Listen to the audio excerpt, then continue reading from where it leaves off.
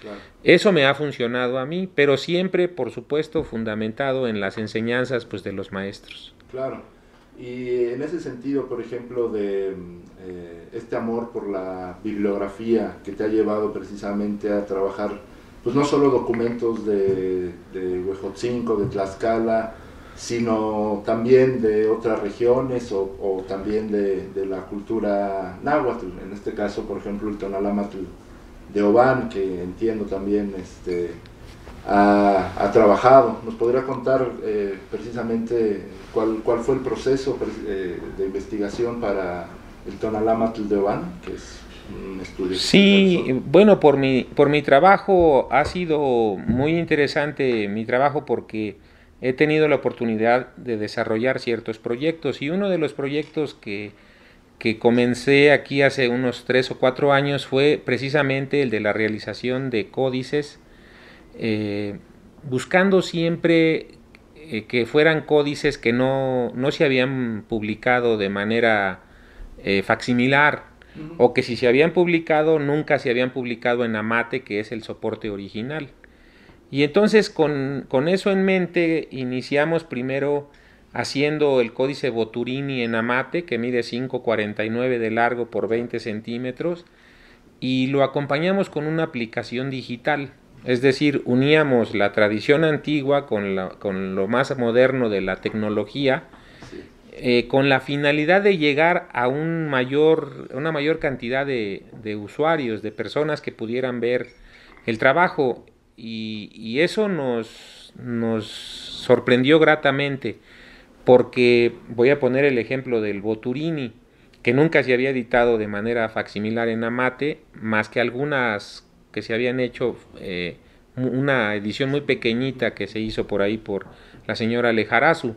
Ya. Pero en el 2015 en la Biblioteca de Antropología vinieron alrededor de 20 personas a ver este códice, o sea, un facsimilar o algún interés que tenían en ese libro, 15 personas o 20, ¿no?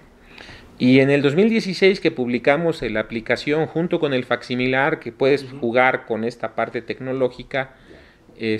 se hizo la aplicación, está en una página. Durante los primeros 3 meses teníamos 10,000 visitas, y de esos del 2016 a la actualidad tenemos ya más de 100,000 visitas. Entonces eso nos dejó muy en claro que esta dualidad del objeto facsimilar con un estudio, con un trabajo, puesto en una aplicación digital, es algo que tiene un impacto mayor en las comunidades académicas o no. Y entonces eso nos motivó a hacer posteriormente el Códice de Dresde, que se trabajó también de esa manera, con una aplicación muy interesante, a las cuales también he invitado a otros especialistas, porque creo que esos estudios, tú eres especialista en algunas cosas, pero si invitas a alguien de otras áreas, enriquecerás el trabajo. Y lo que hicimos para el Dresde fue invitar a epigrafistas y a gente especialista en el área maya, quienes se encargaron de hacer varios aspectos que se pueden ver en el internet también. Y después decidimos llevar a cabo la edición facsimilar del Tonalámatl, en virtud de que nunca se había hecho en Amate, si bien es cierto que ya se había publicado de diferentes formas. Y fue una grata también sorpresa, porque el documento es muy bello. Tenemos las 18 láminas que se resguardan aquí, de las 20 láminas que debieran de conformar un Tonalámatl normalmente. Son 20 trecenas para conformar los 260 días del calendario Tonalámatl como tal, ¿no? El ritual. Y entonces es por eso que comencé, esto es un proyecto. Este año vamos a continuar con otro documento inédito en Amate, que es los Anales de Tula. Ese es el proyecto para este año. Hay mucho interés por la gente, lo ha recibido muy bien. Todos esos proyectos los recibe muy bien la gente porque le gusta ver los códices en lo que sería todo su esplendor, ¿no? Tú ves un documento y ya estamos acostumbrados a que pues, es de una hoja, de dos, pero de pronto tú despliegas en toda su belleza y en toda su magnificencia un códice, que bueno, estos han sido pequeños, ¿no? El 550. Si quisiéramos ver, no sé, el Vindobonensis de más de 12 metros, casi 12,50, pues es impresionante el ponerlo, ¿no? Bien. Sería increíble. Claro. Pero ese ha sido más que nada el proyecto que hemos seguido, y precisamente por habernos dado cuenta de lo interesante que resulta para la gente. En relación precisamente con ese tema, ha habido un caso que ha sido muy conocido por los medios de comunicación, que es precisamente el trabajo que se ha realizado con el llamado Códice Grolier, que es un códice maya. Tenemos entendido también que usted participó en este proceso de investigación, y de que se trata precisamente de una investigación con un carácter transdisciplinario.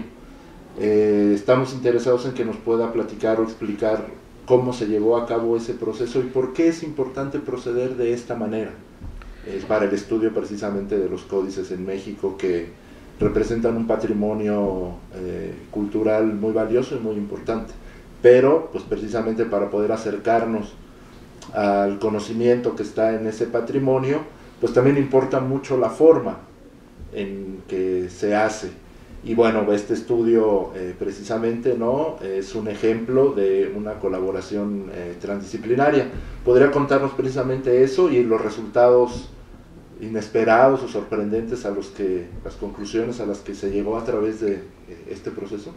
Sí, efectivamente me tocó la suerte de coordinar junto con Sofía Martínez del Campo un proyecto que tenía como finalidad dar pues una opinión como institución respecto a la autenticidad o no de un documento que estuvo entre la neblina de la falsificación o de la originalidad.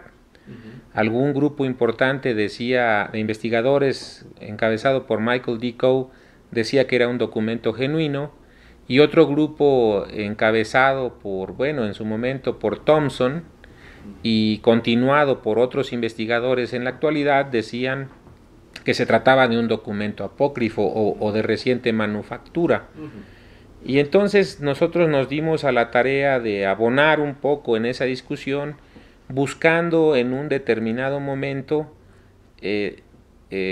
pues dar una opinión académica al respecto.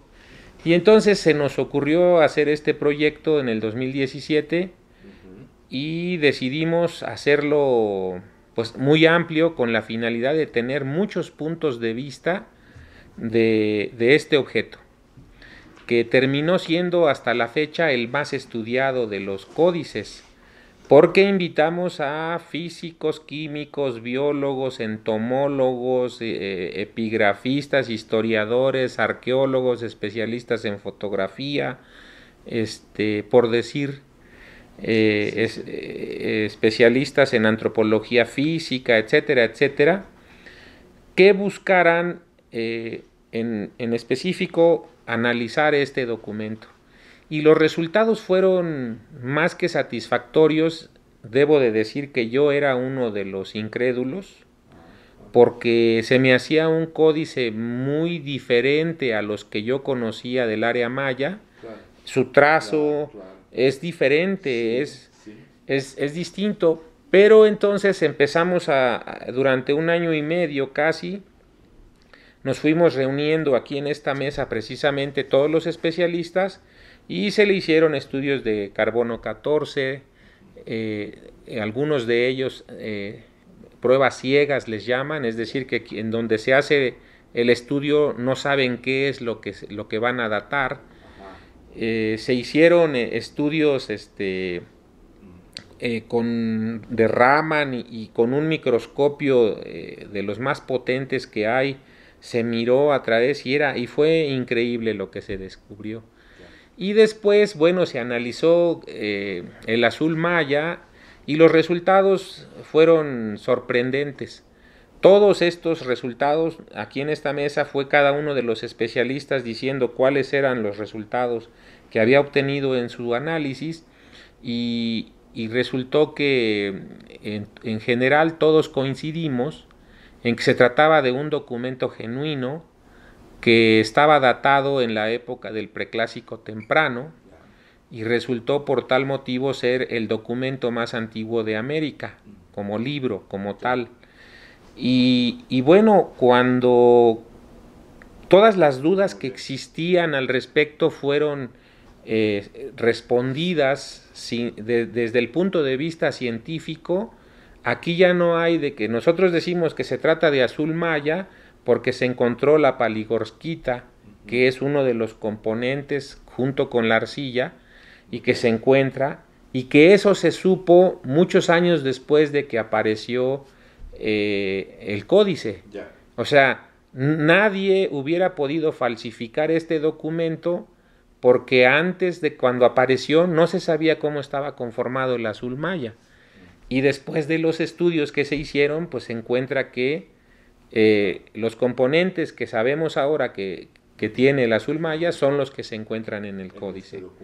Y después, bueno, eso es, se hacen por primera vez se completó de hacer todos los estudios de carbono 14 y nos remiten precisamente a una época temprana, que es la época de las migraciones del área del centro de México hacia el área maya, y descubrimos, de acuerdo al análisis que se hace de todas las imágenes y se comparan con otros aspectos arqueológicos o de pinturas murales, se descubre que es un documento maya, pero con una marcada influencia del centro de México, porque precisamente estaba relacionado con grupos de ese tipo.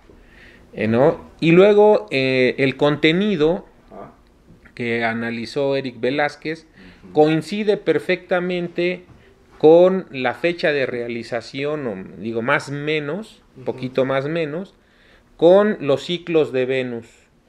Y tuvo, según los resultados que da el epigrafista, una vida útil de 104 años. O sea, 2 ciclos de 52. Y se encontró un animalito viviendo adentro todavía, bueno, viviendo la eternidad, porque ya estaba muerto desde luego, que quedó en el documento. En la materia orgánica. Sí, y entonces se analizó, se dijo, y hay respuestas a todo. Por ejemplo, se decía que tenía unos cortes de tijera, lo cual no era así. Se vio en el microscopio cómo había mordidas pequeñísimas del animalito, se quedaron ahí, se miraban con el microscopio.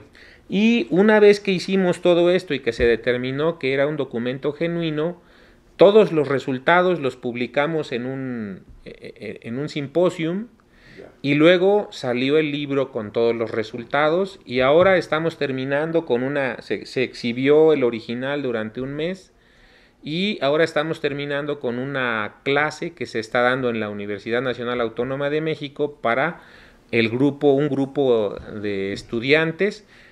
Creo que esto hace que este documento sea sin lugar a dudas, primero, el más estudiado, y segundo, que se hizo un proyecto completo que va desde el análisis transdisciplinario hasta los resultados en difusión y en publicación y en exhibición, que es tan inusual porque en términos generales los trabajos que hace el lingüista son por un lado, los trabajos que hace el etnohistoriador son por otro, y los proyectos debieran de trabajarse, creo yo, de manera conjunta por la riqueza de datos que se obtienen al estudiar un solo objeto. Estoy de acuerdo que eso también hace que sean más caros los proyectos, pero los resultados, si resultan cosas de este tipo, creo que valen mucho la pena.